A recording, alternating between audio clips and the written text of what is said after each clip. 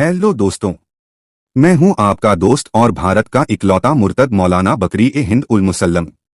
तो दोस्तों, आज मैं आपके लिए लाया हूं दुनिया की सबसे बड़ी तूचिया कौम की जाहिलियत की जानकारी। आगे बढ़ने से पहले वीडियो को लाइक करें और अपने सभी दोस्तों को शेयर भी कर दें। समय समय पर वीडियो की अपडेट मिलती रहे, इसलिए चैनल को सब्सक्राइब भी कर लें। आप उस कौम का नाम बिना बताए ही समझ सकते हो, लेकिन फिर भी मैं बता देता हूँ। तो उस जाहिल कौम के लोग और कोई नहीं, हमारे रसूलुल्लाह हजरत मोहम्मद के पिल्ले मुसलमान ही हैं। असल में पहले यहूदियों की ही धार्मिक मान्यताएं ही थीं। फिर उसमें से दो और मान्यताएं निकली, जिनमें से एक था ईसाई मत और दूसरा था इस्लाम। इस्लाम अपनी मान्यताएं स्थापित करने के लिए यहूदियों और ईसाइयों के साथ वर्षों से लड़ रहा है।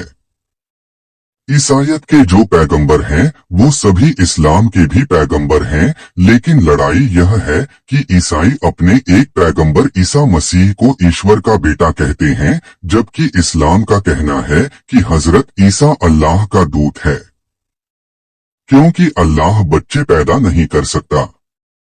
शायद इसलिए आज अल्लाह के सभी पिल्ले 20-20 बच्चे पैदा करके इस कमी को पूरा कर रहे हैं। कारी साहब, आपका तरन्नुम भी इतना खूबसूरत है, आपके बच्चे भी इतने प्यारे हैं, आपकी बीवियां भी इतनी प्यारी हैं, आपने टोपी वाले बुरके इनको पहनाए।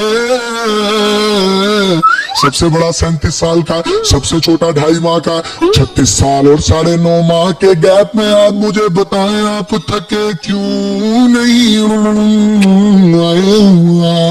हमारी सब औलादों को अल्लाह क़यामत तक तौहीद पे कायम रखना, ताकि इन सारी की सारी लड़ियां क़यामत तक जन्नती लोगों की चलती रहे, हमें अजर मिलता रहे। वाह वाह वाह वाह। मुझे बताइए, ये 28 बच्चों की जो लिस्ट है, इसको आपने 50 पर लेकर जाना है या 50+ का कोई इरादा है? ये जो अल्लाह दी देन है, अल्लाह दी देन है, अल्लाह तबारक व तआला जिन्नू चाहे लेना ही ला दे। माशाअल्लाह, ज़ालिका मिन फ़ज़लिल्लाहि अलैना।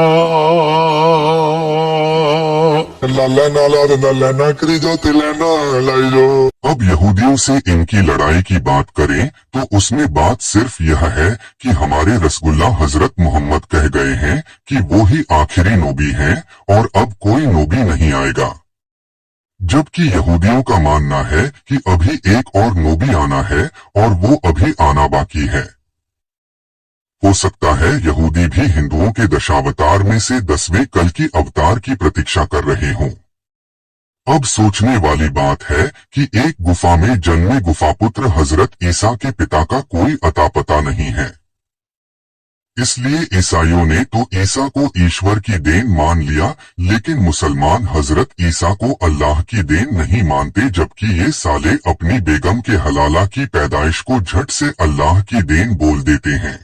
क्यों नहीं है? क्यों नहीं? अल्लाह की देन है बच्चे सर। जी बिल्कुल अल्लाह की देन है, अल्लाह की देन है, बिल्कुल अल्लाह की देन है। अल्लाह दे रहा है बच्चे, जनसंख्या अल्लाह बना रहे हैं। यस, अल्लाह दे रहा है। बेरोजगारी भी अल्लाह ही दे रहे होंगे। क्यों क्यों? अगर बेरोजगारी मोदी दे रहे हैं तो बच्चे अल्लाह की देन है। बच्चे दो ही अच्छे, अल्लाह जितने दे दे उतना चलेगा।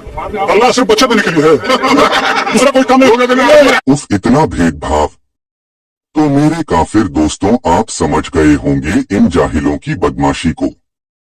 जब ये अपने बाप यहूदियों और भाई ईसाइयों तक को अपना नहीं पा रहे, तो फिर ये तूचिया के पट्टे तुम्हें कैसे अपना बना लेंगे? तो काफिरों, मैं उम्मीद करता हूँ कि आप मेरी बात समझ गए होंगे। और इसी कुवैत में मौलाना बकरी-ए-हिंद उल मुसल्लम आप सभी से विदा लेता हूँ। जल्दी ही आपसे फिर मुलाकात होगी।